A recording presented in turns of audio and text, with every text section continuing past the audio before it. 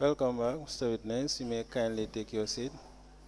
Mr. Witness, as a matter of routine, I want to remind you that you are still on the oath before I hand you over to Madam Chair for us to proceed. Madam Chair, over to you. Mr. Bensouda, good afternoon. Good afternoon, ma'am. Welcome back. Thank you. Council, you may proceed. Thank you very much. On this issue of the lawyers, did you at any point in time for the purposes of making sure that there is duty of confidentiality, that is one,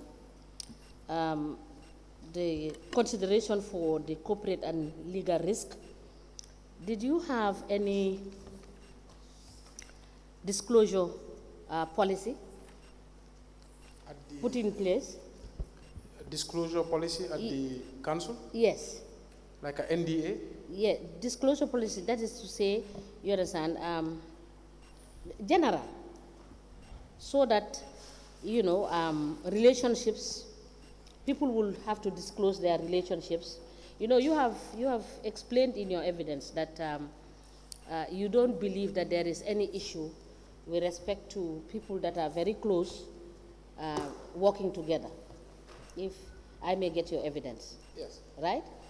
So my question is, did you have any disclosure policy? Because you said you did not know that she was related to Mr. Senghor.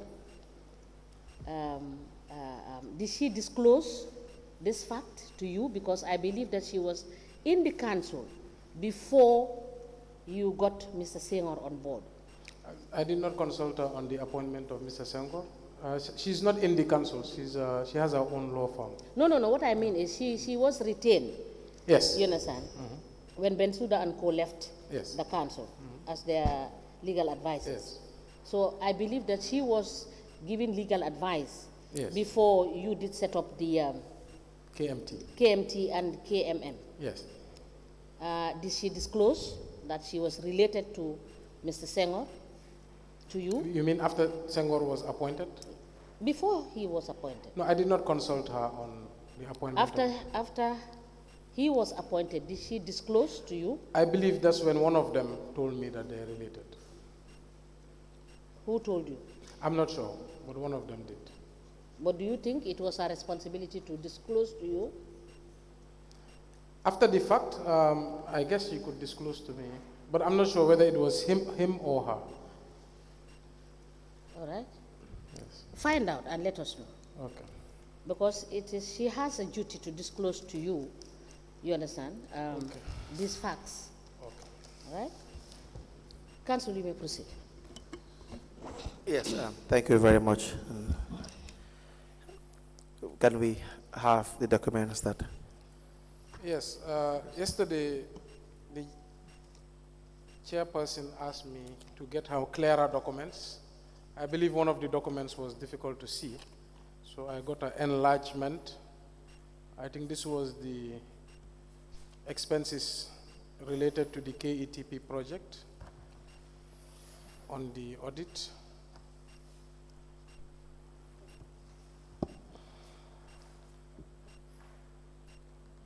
And the budget relating to some activities.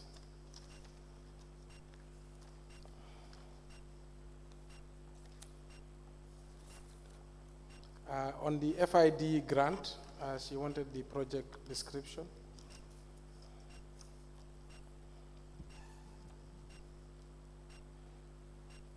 Yes, that's the FID grant.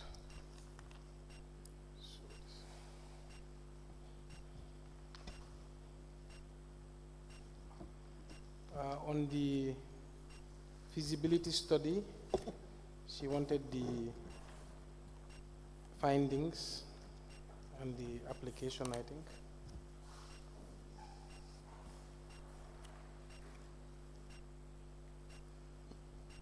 Yes, this is the application. Those are the documents.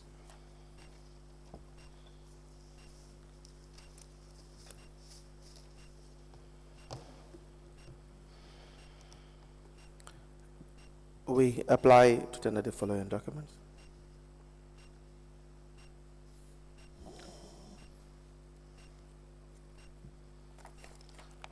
The one we have, the expenditure verification of the project, the one you provided earlier, is it not the same one with this one? No? Yes, but it was not clear. Oh, okay. The back was smudged. Yes, yes, that's true. Is it possible to have a soft copy? This was sent to me via WhatsApp. WhatsApp. Unless somebody has WhatsApp. Okay, we will try to see whether you can liaise with the registrar, because it is clearer to me than the earlier one, but still there are parts of the document that you cannot read. It's not legible enough. But let me just apply to have it admitted. The Carnival Municipal Council expenditure verification of the project, as the KETP, from January 1st, 2022 to December 31st, 2022, to replace the earlier copy.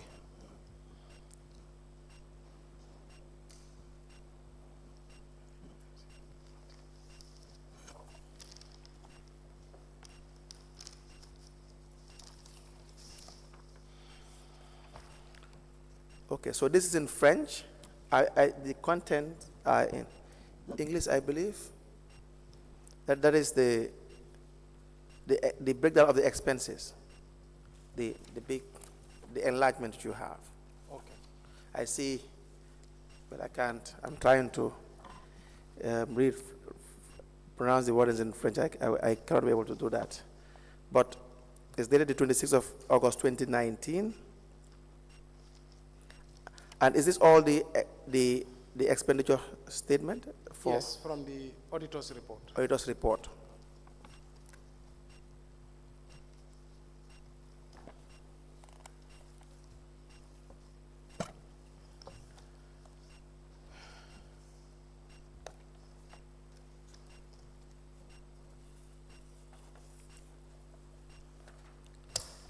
We also have the description of activities of the retrocession beneficiary.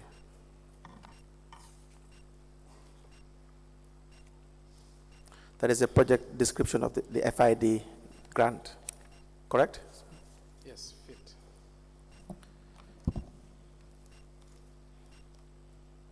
The on-granting agreement as well, is it not the same copy, or is also not legible as well? We have, I believe we have this one, the on-granting agreement. Okay.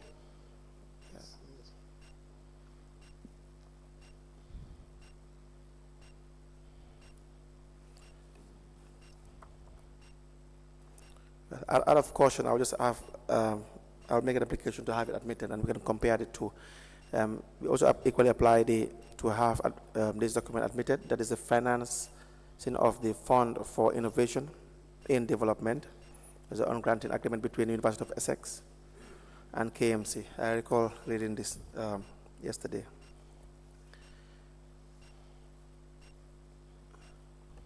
That we also have the Midwest, is it GO or GO group? I think they call it the Go group. The GO group, okay. That is to the 7th of September 2019.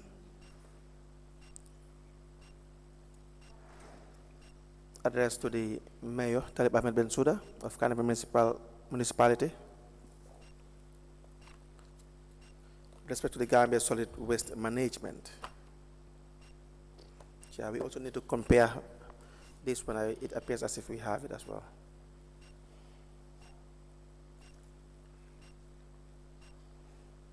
The application form for the multi-annual project, the Bengo project.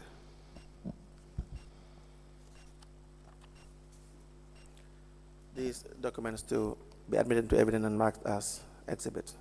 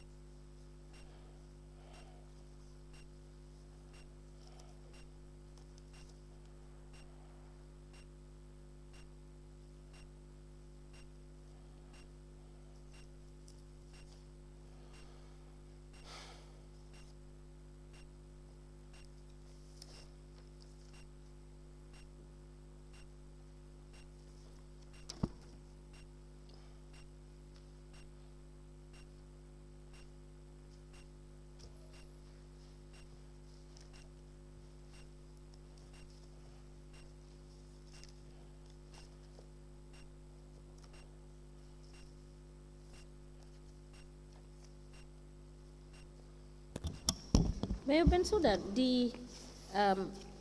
you have a copy of the original audit report? Of the audit report? Yes, the original copy. I have the soft copy. I printed the soft copy. But you don't have, you have the original soft copy of the audit report? On my telephone. Yes, so kindly liaise with the registrar to have that put in a I can forward to you. pen drive or flash drive, so that we can have it, because some of this, like the last page, which is annex to 3.2, is very, very faint. You cannot even read it. So if we have the soft copy, we will be able to clearly see this part of the document.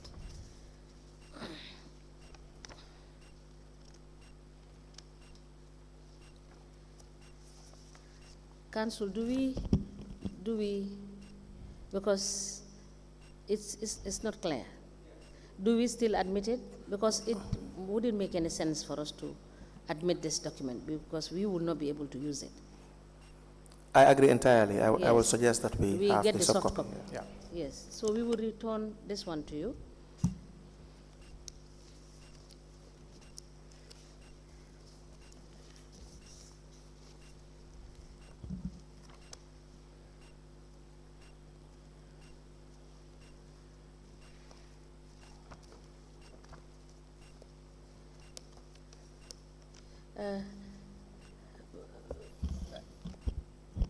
Mayor Bensouda, I believe the feasibility study recommendations and request for proposal, which is dated the 27th of September 2019, the copy we admitted yesterday is very clear.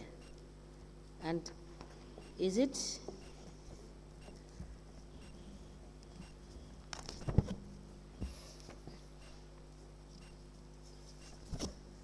What we asked for was the attachments to this document. The feasibility study. Yes, this one. What we asked for is the attachment to this document. But the study itself is very clear based on what I perused yesterday. The Go, is this the Go group? Yes, this is the Midwest Go Group. Okay. So what we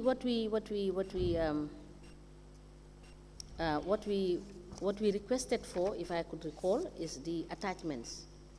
It does have attachments, because in the document it indicated that the study has attachments.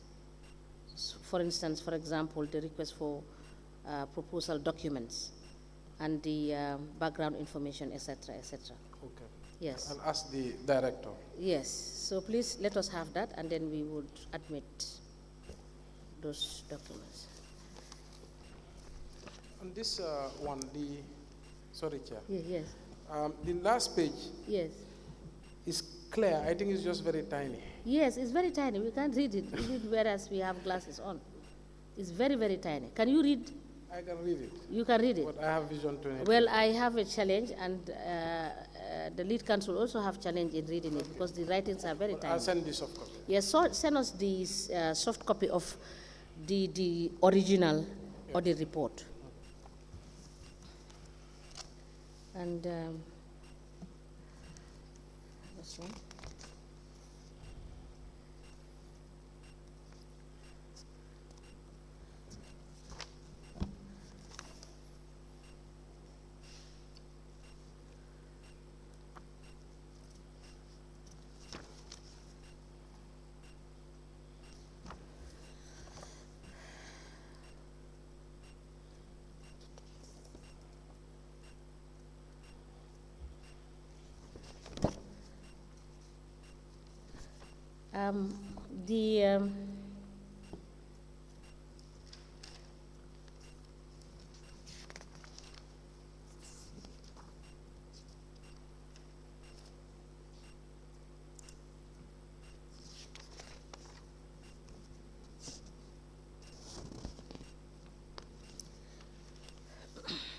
The Mayor Bensouda, the on-granting agreement between KMC and University of Essex.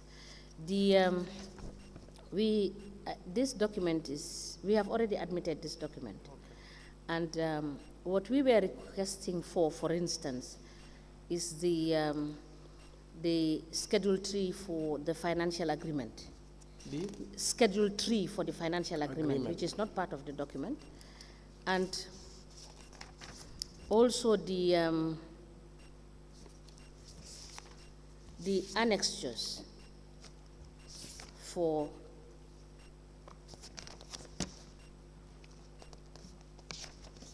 this agreement.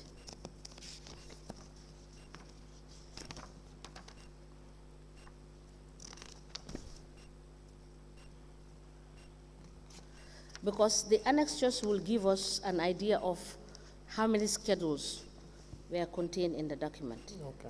right? And it's not here. I'll ask the project manager. Yes. And the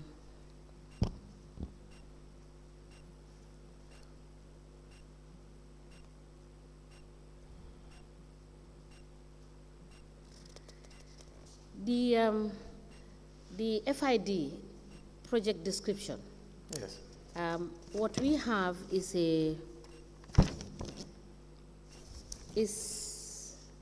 based on what you have submitted. It starts from page 15 and it ends at page 17. And the starting point for this is the project description.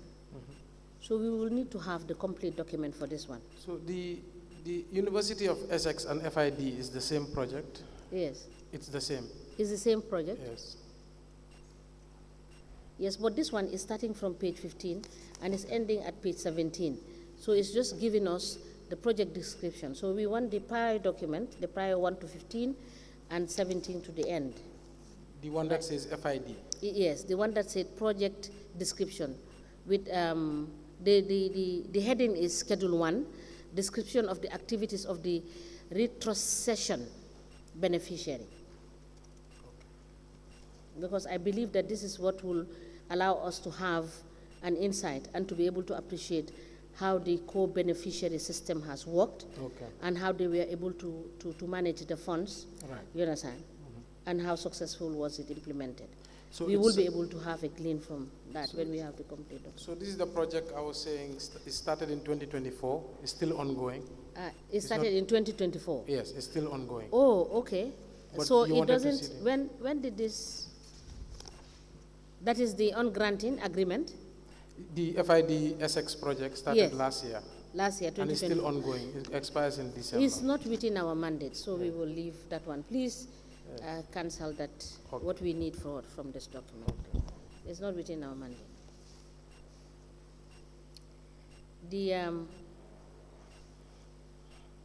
We will need you to give us part 1 of the content information on the project for the sustainable waste management. The sustainable? Waste management. What is the, The heading is the application form for multi-annual projects, bingo. That is to say the promotion of developmentally important projects by private German experts. This is the one you are executing in partnership with SOS. okay, the BMZ? Yes. So this one also we will give it back to you. What did you say you needed from that one? The part 1, Part 1. yes. We have this one, and it's what we have based on our Okay, records is okay. clear because that was admitted. I understand. But it doesn't have Yes. everything.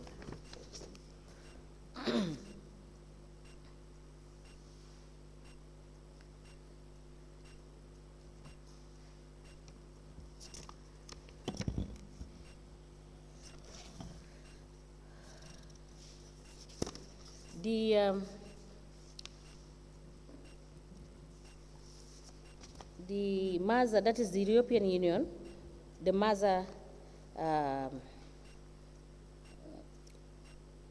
expenditure verification of the project, which covers the period January 1st, 2022 to December 31st, 2022. This one, we will need the table of transaction, which is provided in Excel form, and also the table of errors provided in Excel form. Table of transaction. Yes, provided in as Excel file, and table of errors provided as Excel file. That is Annex 3.4 and Annex 3.3. Annex 3.4 and 3.3 and 3.4. We have this one also. So we return this one, the one for FID, which is outside of our mandate. And for these other documents, I have highlighted what we will need from you.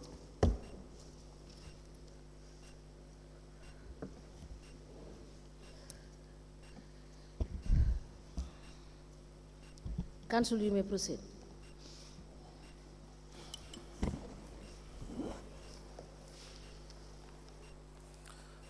Yes, now back to KMT.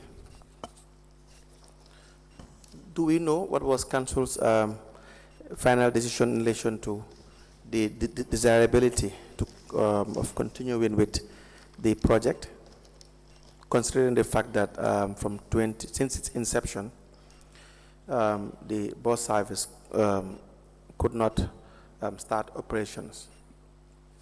So the desirability is still there.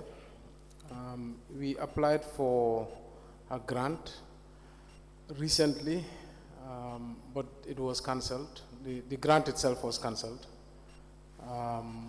But we are in the period of searching for grants. Also, we've had some advances with various vendors who wish to partner. The appetite is still there, but of course the debate as to whether we should move to other priorities is also there, but there's no conclusion on it. Okay. Now, how many companies do you have apart from KMT? We have KMT, we have KMM. KMM was Bakote Fish Market. It was later renamed to KMM. Meaning? Kanifing Municipal Markets. Okay. And that's it. I think Charles Jau would not be considered. Yes, a company. Now, what is the process when council wants to incorporate a company and they want to engage into business? What would be the process, the guiding tools in relation to making sure that it is in accordance with the relevant regulations? Of course, we always consult our lawyer, but I think there's a section in the Finance and Audit Act about councils wanting to engage in investment, yes. Investments. So in 20? 20 investment. Yes.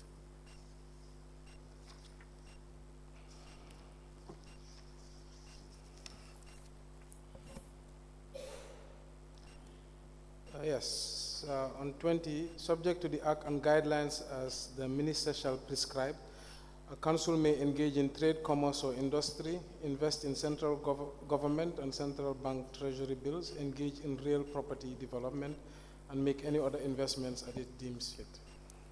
Okay, so that would be the relevant section applicable. I believe so, yeah. All right. I believe so. Now, do you know whether, or is it known to council at the time as to whether the minister had prescribed any guidelines in relation to investment? Not to my knowledge. All right. Now, when we read section 20, it requires that to engage into any form of investment as outlined in section 20, there's A, engage in trade, commerce, or industry. B, invest in central government and central bank treasury bills.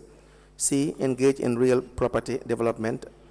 And D, make any other investment as it may deem fit. Is it not the case that you will require a form of approval or to consultation with the Secretary of State, now the minister responsible? I wouldn't say necessarily. I believe the ministry's job is to create these guidelines or regulations or policies, Right. but I don't think they exist. The council had Bakote Fish Market as an investment before, and the one we opened is the KMT, Right. but there's no set guidelines by the ministry. Yes, I ask this because for other even companies or investment that may be the area council may engage in, even other area council may engage in the absence of a guideline. Because if you look at section 20, the wordings appear to be mandatory. It says, subject to this act and such guidelines as the Secretary of State shall prescribe. A council may engage may engage in trade, commerce, or industry, invest in central government and central bank and others. Now, if we don't have a guideline, is it prudent to consult the ministry in the Secretary of State or the minister, as the case may be, before investment? I'm sure discussions have been held, but I'm not sure whether there was any formal engagement. But like I said, there's no guidelines from the ministry. Yeah. But one of the issues, I guess, we have with the ministry is not regular oversight or regular enactment of regulations or guidelines. Okay. So just a last question on this. Did the council by any form engage the ministry on this investment? To my knowledge, not formally. Okay. Now, it also has a trickle-down effect. If you look at we see, for instance, KMT, they applied for loans. KMT, yes. Yes. And the general regulation going by the act is that you have to be cleared by the ministry if you are to apply for loans or overdraft, right? For KMC? For the area council, because the company would be a creature of the council or any council. Right. So, yes, if I may. So one of the motivations for registering a limited liability company and investing in a limited liability company, so that we can bypass some of the restrictions that are placed on council. Right. Because the limited liability company would then be governed by different laws, the Companies Act and other laws. So yes. This was based on the advice we received from our from the council. Yeah. So one policy we have, if any council company wants to engage in loans, it has to be limited to that company. KMC cannot guarantee those loans. Yes. So it has to be either the asset you are buying will serve as the collateral, or you can enter into partnership. Okay. Yes. So that if you have companies or investment in area council, then you would not need every time that you have to have the company wants to apply for loans or overdrafts that they need clearance. So like you said, that is an ineffective way. And so now, would it not have been better or prudent to just engage formally? Now, if you want to set up a company to meet the requirement, to engage formally the Secretary of State or the Minister, as the case may be, to just show your intention to engage into investment as Section 20 requires. Yeah, it's always a good idea to work in tandem with central government and to partner with central government. But at the time, there was bad experiences, especially with Dimbalit, where we wrote to the local government, and there was no interest to support the council. So I believe because of those bad experiences at the time, councillors believe it was just best to go it alone. All right. Now, the other issue, well, I believe that will be the last issue for today. The other issue we will be discussing is the Mbalit project. Can you just give us a background of the Mbalit project and how KMC had a relationship with the Espas Motors? Sure. So the Mbalit project was an idea that was, I believe, inspired by one of the councillors. Initially, when we came into KMC, we had only 2 functioning second-hand tractors and 2 functioning second-hand, I think, trucks. And the council before us had engaged into a contract with a company called Nyanga Bantang to procure about 12 vehicles, if I'm correct. But they purchased those vehicles at $15 million second-hand, and those vehicles never walked a day in their life. So we even started a court case against that company, Nyanga Bantang, when we came, although I believe the matter is still stuck in court. So one of the councillors had the idea, if council could purchase a vehicle for every ward, that they could basically be multifunctional, road rehabilitation, waste collection, etc. And they thought it would be a good idea if those trucks could be used for commercial use as well, to charge little fees for sustainability purposes. It was a brilliant idea at the time, but the question was feasibility, sustainability. How do we ensure that, because the council did not have the resources. Also, would we be able to find willing partners? So the first was, how do we test? The idea was to ask various vendors about what is the potential cost for vehicles. When we asked the big vendors, several came and said, yes, it's possible at certain cost, etc. And then we tried to invite Birkama Area Council and Banjul City Council so that it can be a GBA waste sort of strategy, because we had set up a committee called the Intermunicipal Committee of the Greater Banjul area, and the 3 targeted areas was to create an intermunicipal lottery company, to create an intermunicipal waste management company, and to streamline our policies. But at the time, Birkama wasn't interested because they said they could not imagine fees to their constituents. Banjul said they were interested, but later said they would decide to go it alone. So KMC had to go it alone. So we basically, if I remember correctly, either advertised an EOI or the contracts committee advertised an RFP. But there was a lot of figuring out along the way, how can this work? Because there was no precedent of pre-financing, etc. So the contracts committee went ahead. We had 2 experts there, Mr. Kebe, Yes.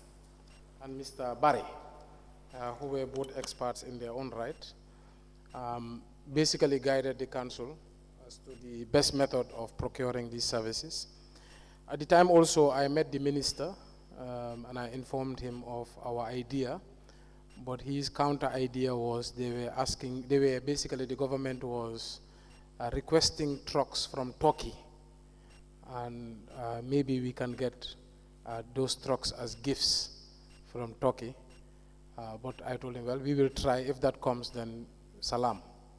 So we began the process, but I think we got bidders from TK Motors, and if I remember correctly, Espas Motors, and they both came to present, I believe, at the council, but only one was willing to pre-finance. So the advantage that Espas Motors had is because their group of companies owns a bank, so I guess they were in a position to pre-finance, which the others were not.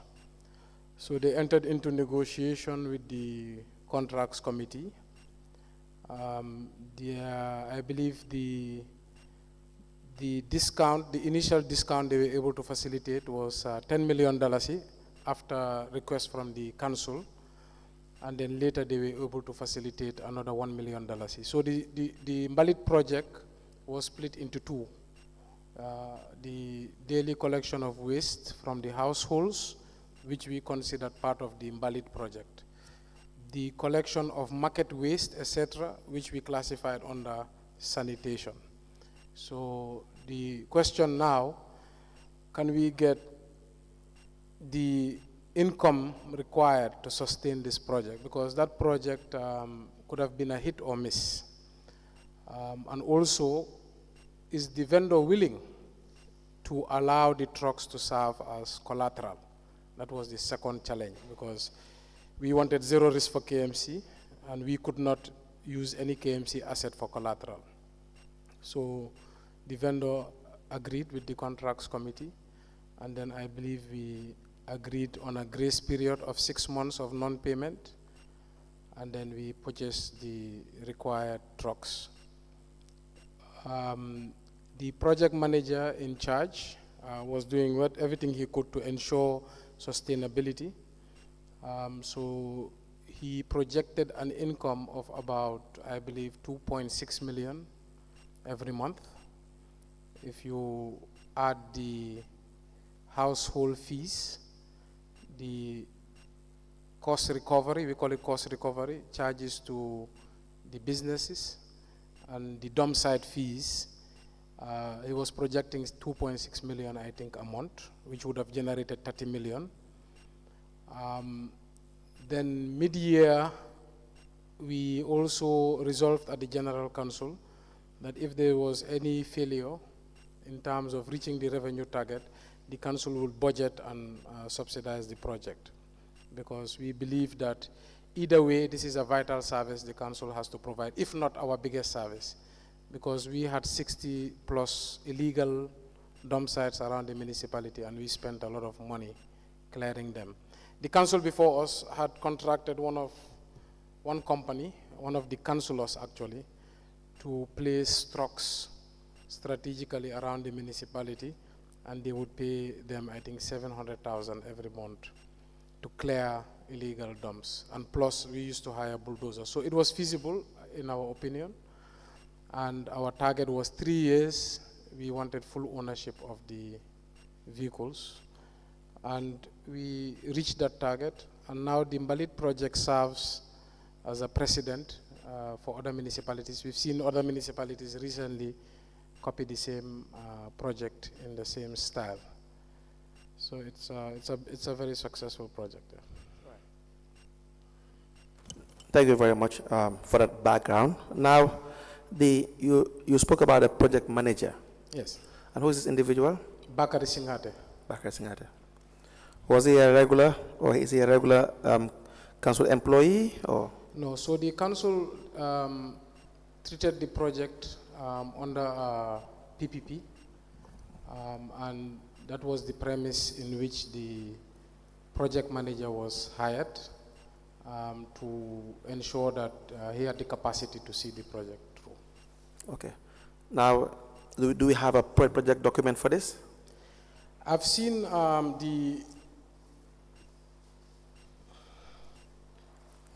so I was going through some of my files. I have I think the concept, the Mbalit concept. The concept note. I think the concept that was developed in March 2019. The initial revenue projections, I believe.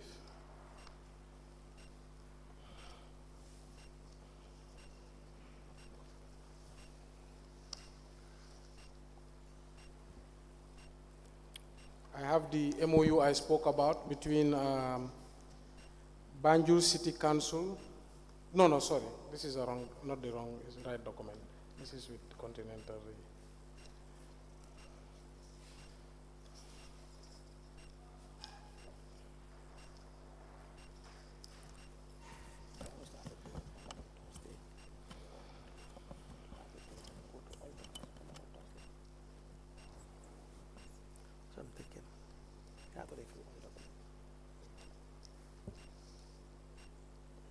What do you think?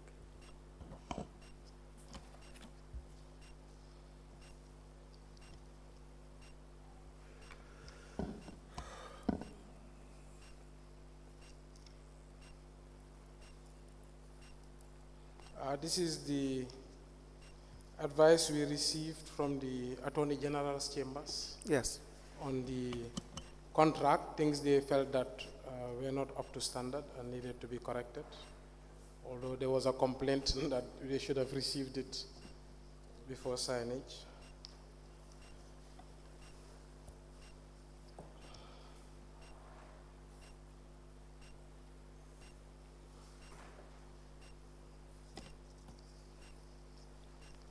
This is some of the terms of reference of the project staff, the projects that they needed.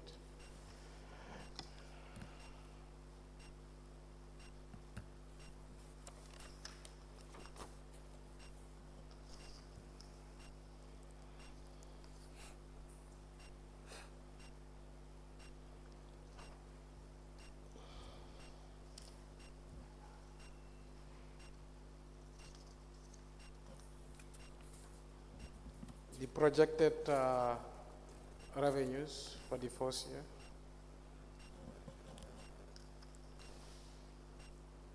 The work plan that was developed at concept stage.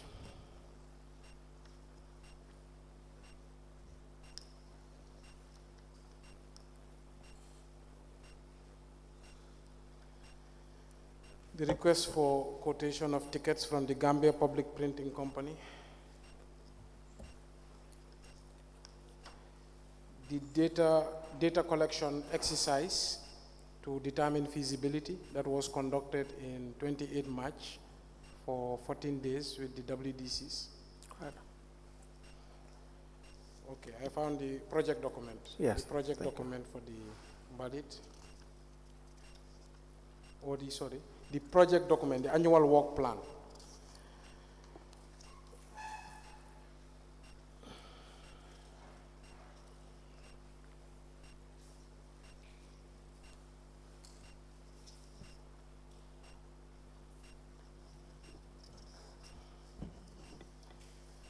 This is a request from the IEC for data of the wards.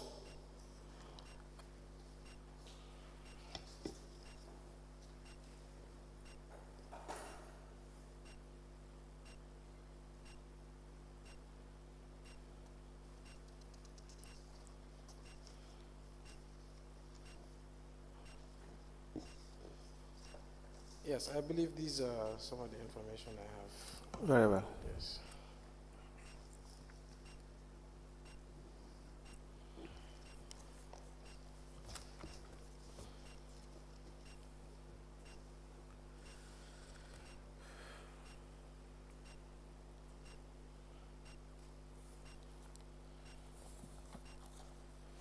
Do we know where we can get the originals?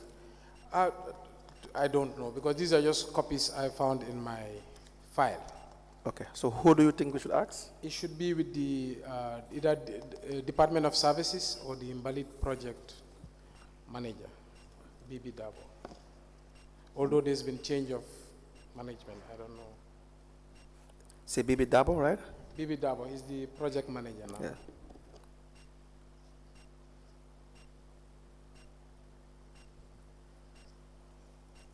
We apply to tender the following documents. The first is a letter from Carnifing Municipal Council addressed to the Chairman, Independent Electoral Commission, with the subject request for information.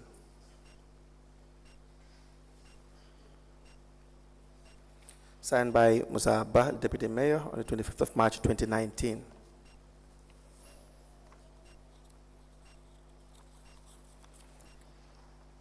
We have the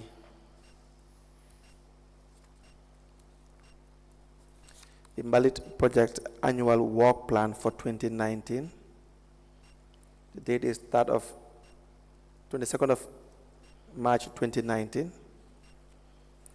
Prepared by B. Singate. Who is B. Singate? Bakari Singate. Bakari Singate. Project manager. Okay. So you will consult Bakari Singate, which because the document is not signed. We have a memo from the technical advisor, that's a project manager, the CEO, address to the CEO, sorry, and the Lord Mayor is copied, Director of Services as well. The date is 28th of March 2019, signed by Bakari Singate. We have the letter from GPPC, That's Gambia Printing and Publishing Corporation, addressed to Mr. Singatek of KMC on the 4th of April 2019. The subject request for quotes for the printing, the quotas for the printing of tickets and in bracket cleansing services.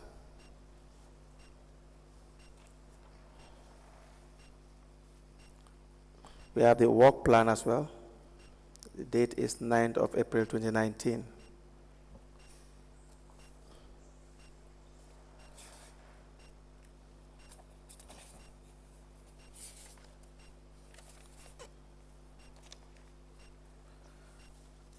The KMC valid budget estimate.